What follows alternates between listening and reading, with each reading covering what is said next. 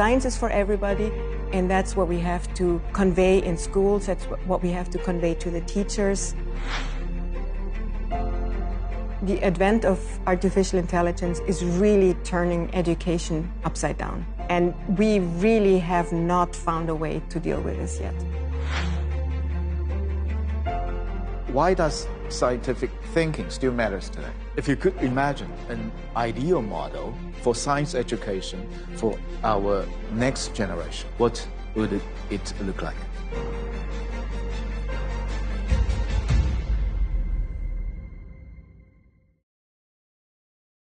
So, Caroline, thank you very much for your time to do this. Well, thank you very much for having me. It's a true pleasure.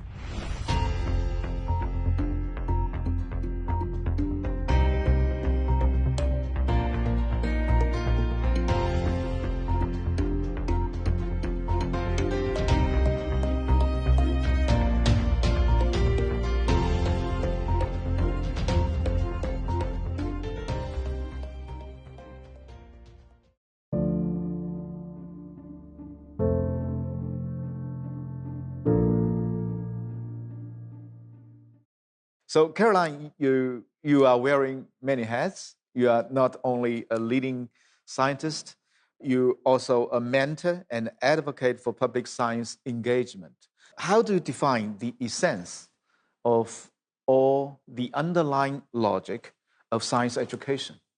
I think science education shouldn't be separated from education. Yeah. Scientists have this natural curiosity to explore the world. And I think that's really what education should be about, is to guide students in understanding the world. And this is, by definition, science. Whether you learn a language or whether you learn the workings of the universe, this is all science to a certain extent. But, science is something different from other disciplines. The question is, what is the fundamental difference from science education with other disciplines such as humanities, engineering? Probably science education or science is more about understanding the natural world and trying to understand what we cannot see. Understanding history, in a way, is also science, because we take the data that is available to us and we interpret them and we make a model and then we test whether that model is true. And in that sense, it's really not that different from the scientific process. When we talk about science and scientists, it is immediately sends out the signal, oh, this is not for me because I'm not smart enough to understand this. And I cannot tell you how often I've heard this. And I think it is really inhibiting because it immediately puts up a barrier, or it even gives people an excuse to engage in science because they think it's not for people like them. Science is for everybody. And that's what we have to convey in schools. That's what we have to convey to the teachers.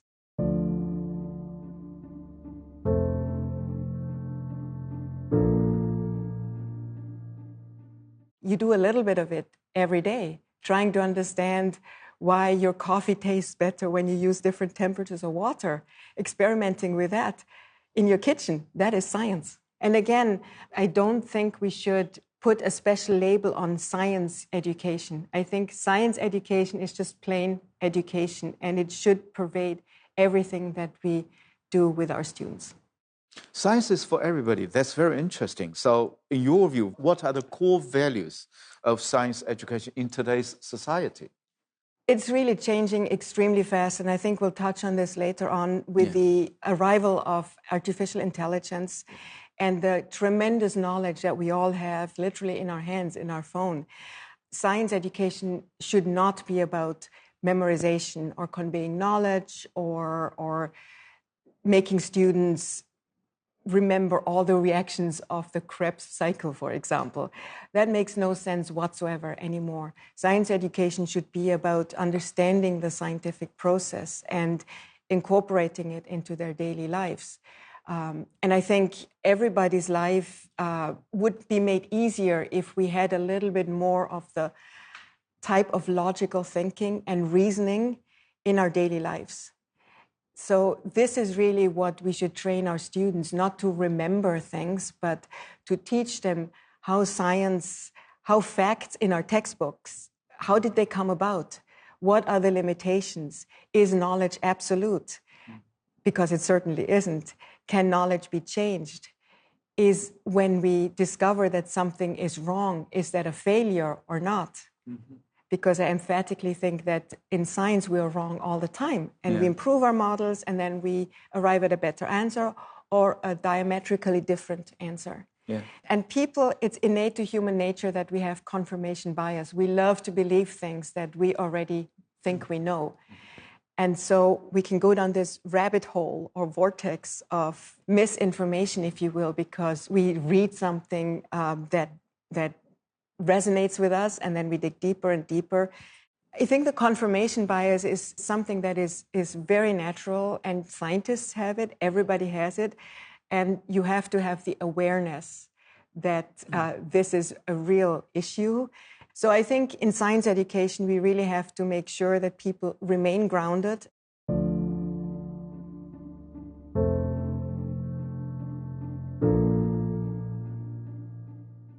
And this is where you get into like scientific conspiracy theories and like COVID vaccines put 5G chips into us and nonsense like this. And they constantly do this check. Does this make sense with what else I know? Is there an alternative source that I can use to verify or de-verify a certain fact?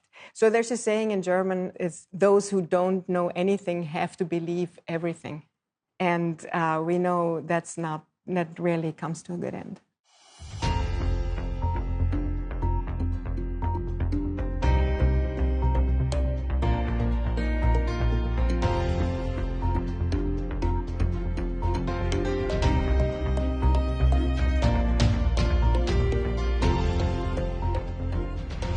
I think science education shouldn't be separated from education. Science is for everybody. With the rise of AI, the science, the automation, research itself is being transformed. Yes. In your view, what specific innovations that is needed in science education to keep up with the changes?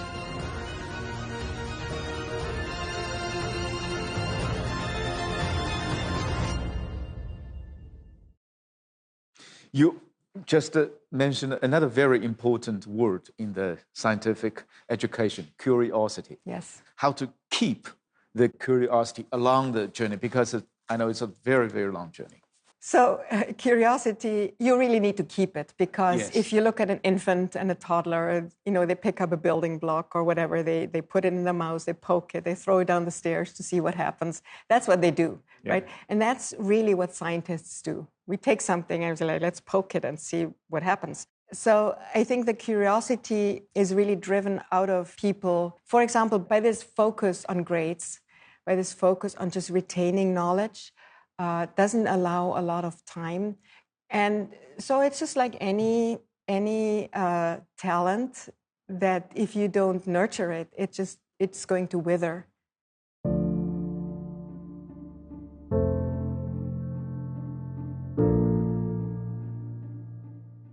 So then we are adults who are not that curious anymore. And you see it everywhere in our culture, that people just live their daily lives and they struggle and make ends meet and their jobs and children, and the curiosity and the playfulness of it remains by the wayside. You once said that science is a marathon, not a sprint. Yes. Which means that during the long journey, failure is something unavoidable. So as a mentor, how did you educate the young scientists to build resilience? Yes, resilience is something, it's a big word now in education, that we don't need to teach children and teens to be smart, but to be resilient and to, as we say, roll with it. In our education system and in yours as well, we really prize knowledge. So students who ace the exams, they get the best grade. The parents are proud, the teachers are proud, they get awards, they get to go to science fairs. They know things, they're very smart. But I get these young adults into my lab and they do an experiment and it fails. Or I ask them, how would you solve this problem? They do not know. They get very embarrassed, very flustered, because to them failure is a bad thing and not knowing is a bad thing. So I've learned to sit down with them and say, look, You are in the business of not knowing things. If you knew it, what are you doing here? Why are we doing experiments? You know it already. And as soon as you know something, you move on to the next thing that you do not know. So you better make peace with the fact that you know nothing. And you also need to make peace with the fact that you make mistakes all the time. You make mistakes much more often than you succeed.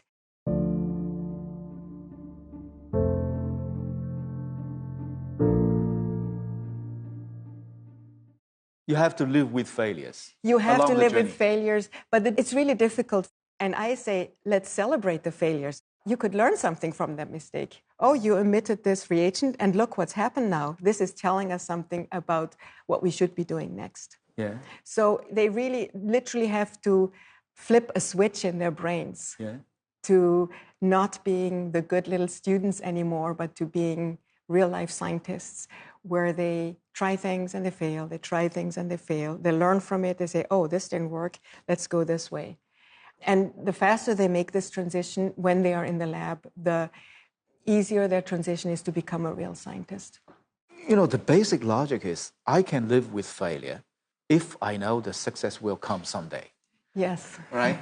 But what if the success will never come? It happens. It happens. It happens in the science world. Just be persistent and, most importantly, learn from your mistakes. I think also, I'm a very visual person. I'm a structural biologist, so my mind works in visual ways. But the way I see it is you run against a wall, and there's no way over it, there's no way through it. And you can't be, the wall is like this wide, and you can't see left or right. And so if you step back and peer around the wall, you see what's behind it. And maybe what's behind it is not that interesting. Maybe what's behind it is a new path. Or maybe you step back and the wall just is endless. And then you say, okay, well, maybe I need to work on something else. Beyond resilience, another very important thing for the scientist is confidence, right? How do you mentor the young scientists to be confident? There's a range of confidence levels in my students. Some are overconfident, and I think that's a good thing. And you'll just try to be a little more realistic without breaking their spirit, obviously, without saying like, no, this is way too difficult. You just can't possibly do this. But you need to be a little diplomatic about it and maybe break it up into littler pieces and say like, oh, well, you know, you want to do this really big project. Let's just start with this and see how it goes. Some are over-ambitious and they pick a project that's really hard. And I hate to discourage them, but I tell them, you know, maybe we'll do a project that's a little easier on the side as well. It might not have the huge impact that they would want, but at least it gives them the confidence that they can do these experiments. It's just that this particular project is way too difficult. The not so confident students, that's a little harder because we talked about making mistakes all the time. And things going wrong, not because they make mistakes, but because we are doing the wrong experiment. How would we know? We've never done this before. The students, however, especially the non-confident ones, immediately blame themselves. And they say, oh, I'm too stupid, or oh, like, I can't do this, I'm not cut out for this. And that may be true in some cases. You need to give them things that work and praise them and raise their confidence in this ways, raise their skill level.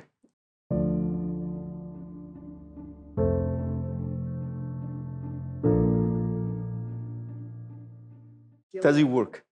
Yes, it takes a lot of my time and energy to mentor and to help the students to become the best they can be.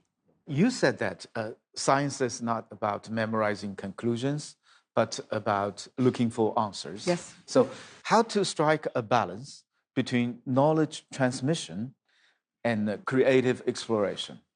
So I said before that all the knowledge that we have is basically at our fingertips, but you have to learn the language of science first. And you have to learn the different terms, scientific terms, in order to understand the basics of science. And this is something that I think has to be memorized. So, for example, in biology, you have to learn certain facts of life. You have to learn that DNA is the blueprint of life. You have to learn that amino acids are the constituents of proteins. You need to learn certain terms, certain rules of engagement, if you will, in order to make use of the tremendous knowledge that there is. I should not have to memorize 20 steps of a particular pathway in the human body. Yeah. Because I can look that up. With the rise of AI, the science, the automation, research itself Yes. is being transformed. Yes. In your view, what specific innovations that is needed in science education to keep up with the changes? So, as you know, AI is a double-edged sword. Yeah. It's a blessing and a curse because we need verification.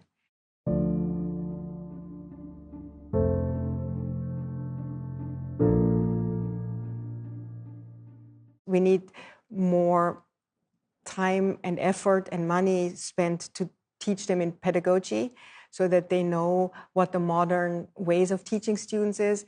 And especially now, we really need to educate them in AI and how they can best use that to teach, because the advent of artificial intelligence is really turning education upside down. And we really have not found a way to deal with this yet.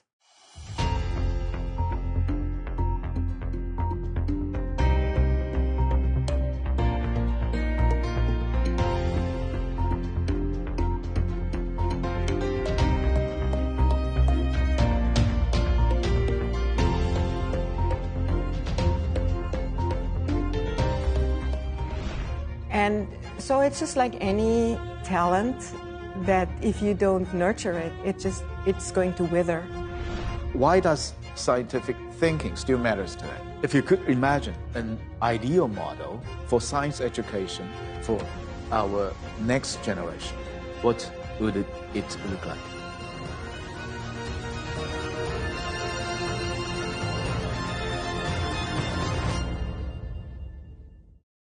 The American astronomer Carl Sagan once said, "Science is more than a body of knowledge, it's a way of thinking." For people outside of scientific community, why does scientific thinking still matters today?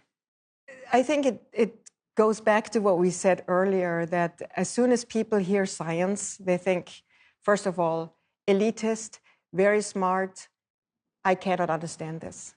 So I think part of it is a lot of it is on the shoulders of scientists. We made this mistake of this ivory tower and like pretending we're so much smarter and speaking words that they can't possibly understand. So a lot of the burden is on the scientists, like Carl Sagan and many others who do splendid jobs going out there. And it's really not about dumbing down the science. It's really only about terminology and language. So we just must do a much better job. Use the language that normal people understand. Yeah, and make it relatable. So another thing is, today we are in a world of information overload. Yes. And many misinformation. So what kind of scientific literacy or scientific thinking that the normal people should develop to empower themselves to make sense of the world? I wish I knew the answer to that. And we talked about confirmation bias before, and it takes emotional and mental effort to switch. We need to help people to develop the tools to distinguish, and I don't know how to get around this. You mentioned the Tylenol thing because many people argue that the public understanding of science is vital to informed policy making. Do you agree? I agree. How can the scientists like you communicate more effectively with the public on the major issues like health, like climate? It's really important not to talk down to them and not to say, oh, you're so stupid. Like, why do you believe that Tylenol causes autism? That already is the end of the discussion. So what I need to do I think, where did you hear that? Can you point me to some research that says that? Because I'm taking Tylenol and I certainly don't want my kids to have autism. And I think that's kind of hard, especially if it's facts that are blatantly unfounded in reality. But we really have to understand where the other person is coming from. It should just be a discussion between people. By the same token, I think it is not, science is not the answer to everything either. We don't have all the answers, and sometimes there are things that cannot be explained by science. By necessity, science can be wrong. Sometimes we find things based on the current stage of knowledge, and we make certain health recommendations that turn out to be misguided afterwards. And one should not use that as a sign that all science lies to us all the time. There are many stakeholders when it comes to science education. The governments, the universities, the private enterprises, and even the scientists like you. So the question for you is, do you think what kind of role that they should play to build a healthy science education ecosystem? Universities play a big role in outreach. They should play a much bigger role. They should take their graduate students or postdocs and go into middle schools, high schools to talk to them. It is also really important that that we educate the teachers. And I think that is a little neglected. It has a huge ripple effect. And again, teacher burnout, from what I've heard, the middle school teachers that I talk to, they spend a lot of time working with students so that they can do really well in the exams, because that's really important. They have less time to work with individual students to foster their curiosity and their individual talents. Mm-hmm. So I think it comes down to money. We need more teachers. That's the job of the government. That's the job of the government. If you could imagine an ideal model for science education for our next generation, what would it look like? I would really try to get them into experimentation earlier rather than later, or project work. For example, they can do literature work, they can search the internet for the genetic causes for certain disease, what kind of cures are there, how could you improve that disease, get them into a lab, having them dissect chickens, or just give them hands-on experience. Like we say in the States, how the sausage is made. Here you would say how the dumpling is made, I guess. I've had many good dumplings. I think practical experimentation is really key. It's something that you did yourself. So active learning is really key.